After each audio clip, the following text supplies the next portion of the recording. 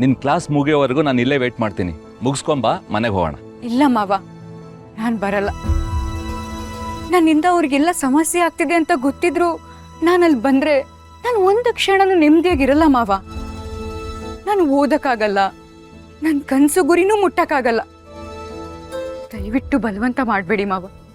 Lakshmi, please ಮಾವ, ನೀವು ಮತ್ತೆ ಇದ್ರ ಬಗ್ಗೆ ಮಾತಾಡಿದ್ರೆ ನನ್ನ ಮೇಲೆ ಆಣೆ. ದಯವಿಟ್ಟು ನೀವು ಹೊರಡಿ.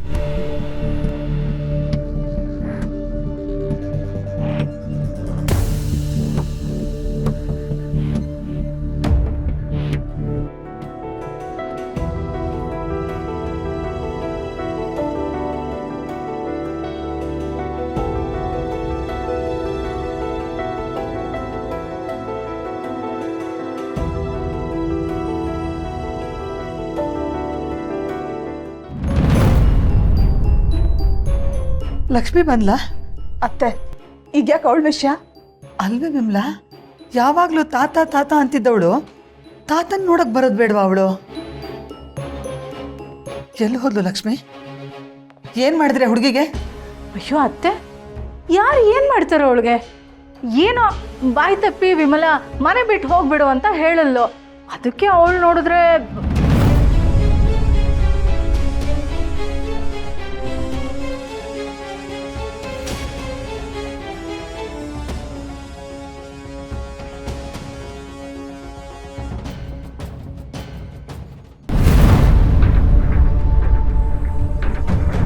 ಏನು, ಲಕ್ಷ್ಮಿ ಮನೆ ಬಿಟ್ಟು ಹೋದ್ಲಾ? ಅಯ್ಯೋ ದೇವ್ರೆ, ಏನಾಗೋಯ್ತು ನಮ್ಮ ಮನೆಗೆ? ಯಾರು ಕಣ್ ಬಿತ್ತು ನಮ್ಮ ಮನೆ ಮೇಲೆ? ಅಮ್ಮ ಯಾಕಮ್ಮ ಅಳ್ತಾ ಇದೆಯಾ? ಇವರೆಲ್ಲ ಸೇರಿ ಲಕ್ಷ್ಮಿನ ಮನೆಯಿಂದ ಆಚೆ ಹಾಕಿದ್ರಲ್ಲೇ. ನಿಮ್ಮ ಅಪ್ಪಂಗೆ ಏನಾದರೂ ಈ ವಿಷಯ ಗೊತ್ತಾದ್ರೆ ಎಷ್ಟು ನೊಂದ್ಕೊಳ್ಳಲ್ಲ ಹೇಳು.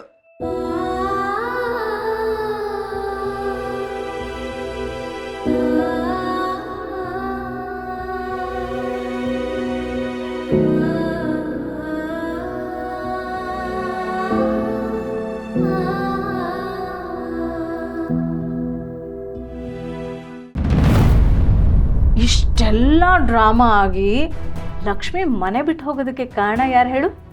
ನಿನ್ನ ತಂಗಿ. ಎಸ್, ಇಲ್ಲಿಗೆ ಮುಗೀತು ಅನ್ಕೋಬೇಡ. ಈಗ ಮಾವನಿಗೆ ಪ್ರಜ್ಞೆ ಬಂದಮೇಲೆ ಲಕ್ಷ್ಮಿ ಎಲ್ಲಿ ಅಂತ ಕೇಳ್ತಾರೆ. ಲಕ್ಷ್ಮಿ ಮನೆ ಬಿಟ್ಟು ಹೋಗಿರೋ ವಿಷಯ ಗೊತ್ತಾದ್ಮೇಲೆ ಆಮೇಲಿದೆ ನೋಡು ಹಬ್ಬ. ಅಂದ್ರೆ ತಾತ ದೊಡ್ಡಮ್ಮನ ಮೇಲೆ ಕೂಗಾಡ್ತಾರೆ ಅಂತೀಯ? ಕೂಗಾಡ್ತಾರೆ ಅಂತ್ಯ ಅಂತ ಕೇಳ್ತಿಯಲ್ಲೇ. ಮಾವ ಕೂಗಾಡೋದಕ್ಕೆ ವಿಮಲಾ ಮನೆ ಬಿಟ್ಟು ಹೋಗ್ತಾಳೆ ನೋಡ್ತಿರು. ಆದರೂ ಅವ್ರು ಬಿಟ್ಟು ಹೋಗಿಲ್ಲ ಅಂದರೆ? ಬಿಟ್ಟು ಹೋಗದೆ ಇದ್ರೆ ವಿಮಲಾ ಇಷ್ಟೆಲ್ಲ ಆದ್ಮೇಲೂ ಇನ್ನೂ ಇದೇ ಮನೆಯಲ್ಲಿ ಇದೆಯೇನೆ? ಛೇ ಛೇ ಛೇ ಛೇ ಛೇ ಛೇ, ನಾನಾಗಿದ್ದಿದ್ರೆ ಈ ಕ್ಷಣನೇ ಈ ಮನೆ ಬಿಟ್ಟು ಹೊರಟೋಗ್ತಾ ಇದ್ದೆ ಅಂತ ಅವಳು ಕಿವಿ ಚುಚ್ತೀನಿ ಈ ಕಡೆ. ಆಮೇಲೆ ಈ ಮನೆ 2 ಭಾಗ ಆಗತ್ತೆ. ಅವಳು ಪಾಲಿನ ಆಸ್ತಿ ತಗೊಂಡು ಅವಳು ಮನೆ ಬಿಟ್ಟು ಹೋಗ್ತಾಳೆ. ಆಮೇಲೆ ನನ್ನ ಪಾಲಿನ ಆಸ್ತಿನ ನಾನು ತಗೊಂಡು ನೆಮ್ಮದಿಯಾಗಿರ್ತೀನಿ. ಏನಂತೀಯಾ? ಒಟ್ಟಿನಲ್ಲಿ ಮನೆಗೆ ಬೆಂಕಿ ಬಿದ್ದಿದ್ರೆ ಅದರಿಂದನೂ ಸಿಗರೆಟ್ ಹಚ್ಕೊಳ್ಳೋಳು ನೀನು. ಒಂಥರ ರಾಕಿ ಬಾಯ್ ಕಣಮ್ಮ ನೀನು. ಶೋಭಿ, ಬಾಯಿ ಇರಬೇಕು. ಬಾಯಿ ಇಲ್ಲ ಅಂದರೆ ಈ ಜಗತ್ತಲ್ಲಿ ಬದುಕೋಕ್ಕಾಗಲ್ಲ. ಬೆಂಕಿ ನಮ್ಮನ್ನೇ ಸುಟ್ಟು ಹಾಕ್ಬಿಡುತ್ತೆ. ಆ ಬೂದಿನಲ್ಲಿ ಸುಟ್ಟು ಹೋಗೋದಕ್ಕೆ ಮುಂಚೆ ನಾವು ಬೇರೆ ಬದುಕಿನ ಕಡೆಗೆ ಗಮನ ಕೊಡಬೇಕು. ಇಲ್ಲದೆ ಇದ್ದರೆ ಚಿಪ್ಪು ಕೈಗೆ ಚಿಪ್ ಕೊಟ್ಬಿಡ್ತಾರೆ.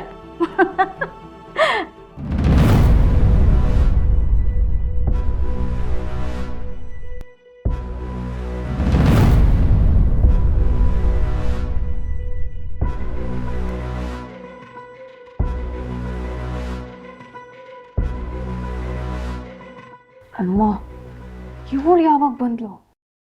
ಇವಳು ಬಾಯಿಂದನೇ ಕಡೆ ಇಷ್ಟೆಲ್ಲ ಆಗಿರೋದು ಮನೆಯಲ್ಲಿ. ಮನೆ ಸೊಸೆ ಮೇಲೆ ಆಪಾದನೆ ಹೊರಿಸಿ ಇವತ್ತು ಮನೆಯವರೆಲ್ಲ ಪರದಾಡೋ ಹಾಗಾಗಿದೆ.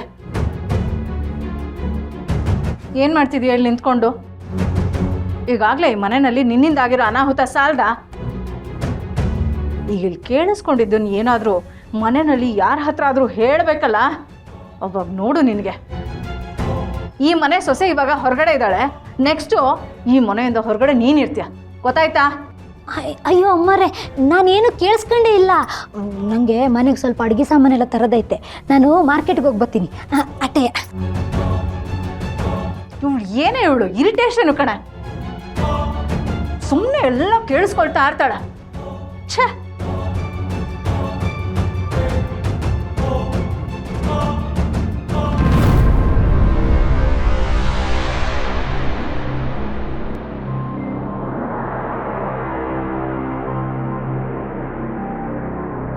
ಇವಳನ್ನೆಲ್ಲೋ ನೋಡ್ದಂಗೈತಲ್ಲ.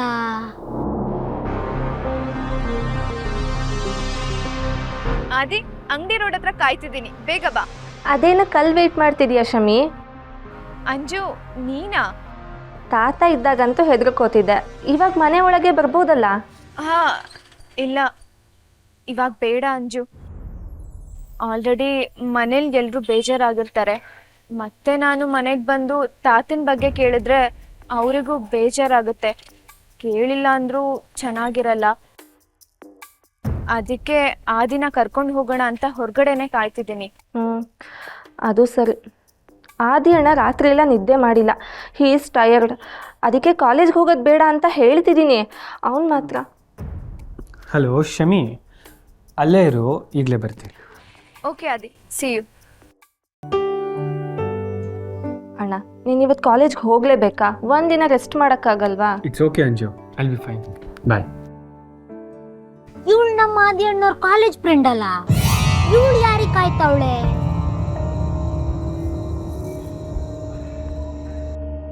Hi Shami. Hi Adi, are you okay? ಯಾಕೋ ತುಂಬಾ ಡಲ್ಲಾಗಿ ಕಾಣಿಸ್ತಿದ್ಯಾ ಆದಿ? ನೀನಿವತ್ತು ಆರಾಮಾಗಿಲ್ಲ ಅಂದ್ರೆ ಮನೆಯಲ್ಲೇ ಇರು, ಪರವಾಗಿಲ್ಲ. ಬೇಡ ಶಮಿ, ನಾನು ಮನೇಲಿರೋದ್ಕಿಂತ ಹೊರಗಡೆ ಇದ್ರೇನೆ ಐ ವಿಲ್ ಫೀಲ್ ಬೆಟರ್. ನಡಿ.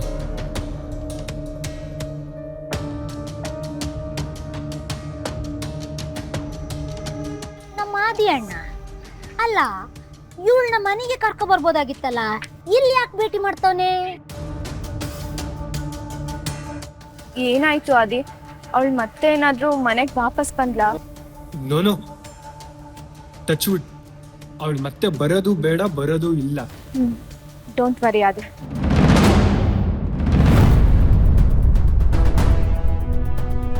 ಎಲ್ಲ ಇವಳ ಮದ್ವೆ ಆಗಿರೋ ಗಂಡಸನ್ನ ಹಿಂಗ್ ತಪ್ಕೋತಾಳಲ್ಲ. ಅಯ್ಯೋ ದೇವ್ರೇ.